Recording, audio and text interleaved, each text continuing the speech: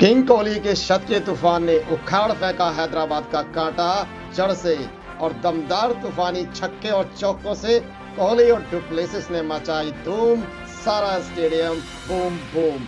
और यही नहीं दोस्तों, आरसीबी ने मुंबई और राजस्थान को इतनी दूर पछाड़ के रख दिया है कि वो अब प्लेऑफ के लिए आने के लिए सिर्फ सपने में ही सोच सकती है और लंबी छलांग से सीधे प्लेऑफ में ले ली चौथे नंबर की एंट्री, वो भी 14 पॉइंट और पॉइंट 180 की शानदार नेट रन रेट के साथ।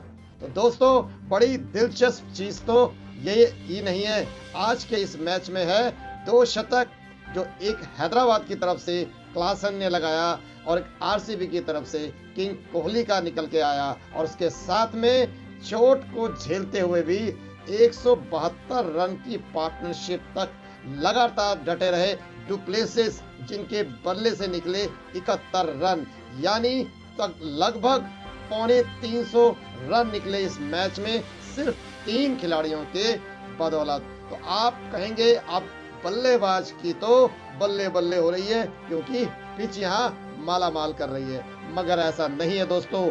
पिच बिल्कुल भी बल्लेबाजी की तरफ नहीं थी पूरी तरह से। ये तो किंग कोहली का ही एक चमत्कार है जो हर पिच पर अपना आसानी से जादू चला देता है।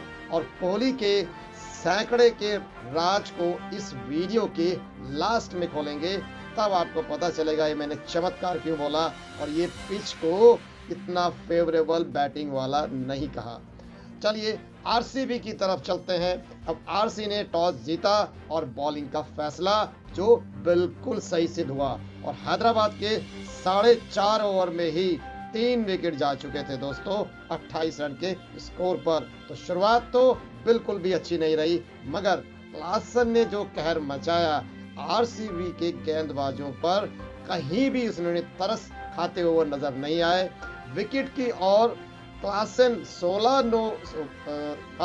19 ओवर तक आरसीबी के गेंदबाजों की लगातार धुनाई करते रहे। 104 रन के साथ 186 का स्कोर अकेले के दम पर खड़ा कर दिया क्लासन ने हैदराबाद के लिए। बाकी कोई भी क्लासन का साथ दे ही नहीं सके, अन्यथा ये स्कोर 200 तो आराम से क्रॉस कर सकता था, जो इस मैच को और जबरदस्त बना देता। मगर हैदराबाद ऐसा अक्सर करती दिखी ही कहाँ है पूरी आईपीएल में। तो अकेले क्लासन ने धोया आरसीबी को और आरसीबी की गेंदबाजों को, इसमें कोई दो राय बनती ही नहीं है दोस्तों। तो ब्रेसवेल ने आरसीबी के लिए बड़ी लाजवाब बॉलिंग की, 2 ओवर में सिर्फ 13 रन देकर 2 अहम शुरू की विकेट लेकर हैदराबाद को अंडर प्रेशर करने वाले एकमात्र आरसीबी के खिलाड़ी बॉलर ये ब्रेसवेल ही थे। उनके अलावा तो हर गेंदबाज को बुरी तरह से धोया यहाँ क्लासन ने और कहीं पर भी बॉलिंग का कोई निशानी नजर नहीं आया कि वो कहीं बॉलर हैं भी। अब ये 187 का टारगेट या आरसीबी के लिए आसान नहीं था दोस्तों। वजह थी पिच जो बल्लेबाजों के लिए नहीं थी सही। यही कारण था कि दोनों के शुरू के 5 ओवर में बहुत ही कैलकुलेटेड तरीके से शॉट सेलेक्ट कर करके दोनों खिलाड़ियों ने, कोहली और डुप्लेसिस ने बड़ी संभल के पारी को आगे बढ़ाया और उन्हें आते अपनी इनिंग में पहली 2 गेंदों पर, शुरुआत में ही पहली 2 गेंदों पर किंग ने तो 2 चौके जड़ दिए थे और अपने इरादे बता दिए थे कि वो किस तरह से खेलने वाले हैं, जिसका असर ये हुआ कि ओवर की एवरेज ऐसे निकलने लगी कि 12 से 15 रन तो अब हर ओवर में निकल ही रहे थे। मतलब कोहली और डुप्लेसिस दोनों 1 या 2 चौका जरूर जड़ रहे थे, जिसकी वजह से दोनों का कॉम्बिनेशन बहुत देखने लायक था। बहुत ज्यादा ओवर बाहर से निकलने की जरूरत ही नहीं पड़ी। इतनी शानदार बिल्कुल क्लासिकल स्टाइल बिना रिस्क वाले गेम दोनों बैट्समैन ने बड़ी नफी तुली खेली। शायद ये बैटिंग दोनों की बहुत ही अलग अंदाजे से थी। वो मैं अभी तक 145 का या 129 का जो भी पार्टनरशिप हुआ है ये उससे बिल्कुल अलग थी। इसमें एक रिकॉर्ड जरूर हुआ है 172 का, किसी भी विकेट के लिए पार्टनरशिप का रिकॉर्ड इस आईपीएल का सबसे हाईएस्ट है। लेकिन बावजूद इसके इस रिकॉर्ड में खूबसूरती यही थी कि इसमें बहुत ज़्यादा आड़े तिरछे शॉट थे ही नहीं, ज़्यादातर कैलकुलेटेड और बहुत शानदार शॉट थे। और आप अंदाज़ा नहीं लगा सकते कोहली के शॉटों को देखने के बाद कैसा महसूस हो रहा होगा। मैं आपको थोड़ी ही देर में बताता हूँ इसका राज। तो चलते हैं डुप्लेसिस के कोहराम की बात करते हैं। दोनों ने ही एक साथ कोहराम मचाया था, खासकर से 50 कवर करने के बाद। तो 50 से पहले तो उन्होंने 10 से लेके 15 तक रन के बीच की एवरेज मेंटेन करने की पूरी कसम खा रखी थी। तो इस तरह से एक चौका कोहली तो एक छक्का डुप्लेसिस, इस तरह से बांट कर चल रहे थे दोनों। तो अब 50 के बाद जब कोहली ने डुप्लेसिस को पीछे छोड़ दिया तो फिर भाई दनादन चौके और छक्कों की झड़ी लगाने की बारी का जिम्मा सिर्फ कोहली के हाथ में था। दूसरी तरफ पार्टनरशिप बहुत शानदार नो डाउट, लेकिन ज्यादा रोल अब आगे कोहली ने लिया और 100 पे जाकर ही दम लिया। और 100 की साझेदारी का मतलब पूरी होती है दोनों के बीच में, यानी कि 50-50 के आसपास ही थे दोनों। तो तब उसके बाद ये ज्यादा खतरनाक हुए मिस्टर कोहली, उन्होंने रुकने का नाम ही नहीं लिया और सैकड़ा करने के बाद तो 177 का स्कोर 172 का स्कोर पहुंच चुका था और 187 हमें बनाने थे, जो बनाना बहुत ही आसान था। यानी मैच पूरा ही तकरीबन खत्म कर दिया था कोहली ने।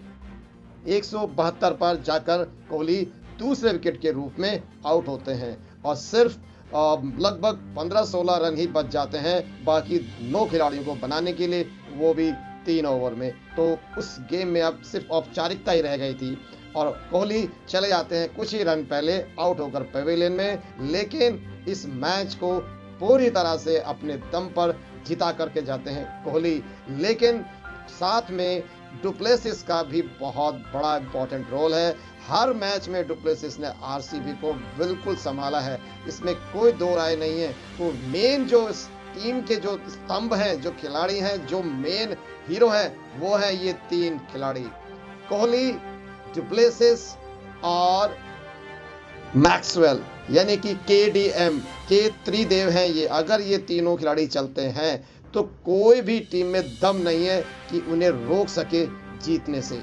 ये तीनों की बहुत स्पेशलिटी है, तीनों खिलाड़ी अव्वल नंबर के हैं। बस थोड़ा सा जो प्रॉब्लम है वो यही है कि ये लगातार तीनों एक साथ के बजाय नहीं चल पाते हैं, सिर्फ कभी एक ही चल पाता है। तो ये बड़ा गड़बड़ है मामला। तो ये सबसे बड़ा डिसअपॉइंटिंग दिखने को मिला, जिसके कारण आरसीबी पीछे भटकती हुई दिखाई दी। लेकिन अब जिस तरह से ये तीनों की जोड़ी सामने निखर करके आ रही है तो उसका अंदाजा यही लगा सकते हैं कि आने वाले मैच अब बहुत ही खूंखार होने वाले हैं, बहुत भयंकर होने वाले हैं। मैं तो चाहूंगा ये तीनों चलें और बैटिंग का जलवा पूरी दुनिया को देखने को मिले और पूरे आईपीएल में धूम मचे इन तीनों की जोड़ी का। तो पॉइंट्स टेबल में आरसीबी ने इस मैच के साथ दोस्तों 14 पॉइंट कर लिए, यानी कि 13 मैच के बाद 14 पॉइंट के साथ नेट रन रेट भी बहुत अच्छा कर लिया है, 0.180, यानी कि 180। ये बहुत अच्छा है, चौथे नंबर की पोजीशन ले ली है। मुंबई मैच जीतकर 14 पॉइंट बना भी लेगी तो भी वो रन रेट से बहुत पीछे है कोहली की टीम आरसीबी से। तो ये अब सिनेरियो सामने निकल के आ चुका है कि आरसीबी हो गई है हकदार पूरी तरह प्लेऑफ की। तो 3 खिलाड़ी कौन? कोहली, डुप्लेसिस और मैक्सवेल, केडीएम, 3 त्रिदेव चलेंगे आने वाले मैचेस में। क्या होगा गुजरात का हाल अगर ये तीनों चल गए? तो उस मैच का जो रुख कैसा बदलेगा, किस तरह से बैटिंग देखने को मिलेगी। उम्मीद करते हैं वो नज़ारा देखने को मिले, एक क्रिकेट का, एक बैटिंग का, तो मज़ा आए सभी दर्शकों को। तो आप दोस्तों क्या कहते हैं, त्रिदेव केडीएम मिलकर बजाएंगे गुजरात का बैंड बाजा या फिर नहीं? तो अपनी चॉइस प्लीज़ ज़रूर से मुझे डालना, बड़ा अच्छा लगेगा। इस वीडियो के अंत तक आप अक्सर सभी लोग अपना प्यार धीरे धीरे ही सही हम पर बांटने लगे हैं, जिसकी बहुत बहुत खुशी है और मैं दिल से बहुत बहुत शुक्रगुजार हूं आप सबका आपने हमें मोटिवेट किया और आज धीरे धीरे ही सही हम भी आपके चहेते बन गए हैं। आपको बहुत बहुत शुक्रिया, थैंक्स अ लॉट, सबको बहुत दिल से। तो चलो अब मिलते हैं अगले एक और शानदार अपडेट के साथ। तब तक के लिए जय हिंद, शब्बा खैर, टेक केयर। दर्शकों की चांदी, आईपीएल का क्रिकेट धमाल, बॉलिंग के हाई वोल्ट झटके या फिर छक्कों से माला माल, सवाल है कई और जवाब एक। क्रिक लाइव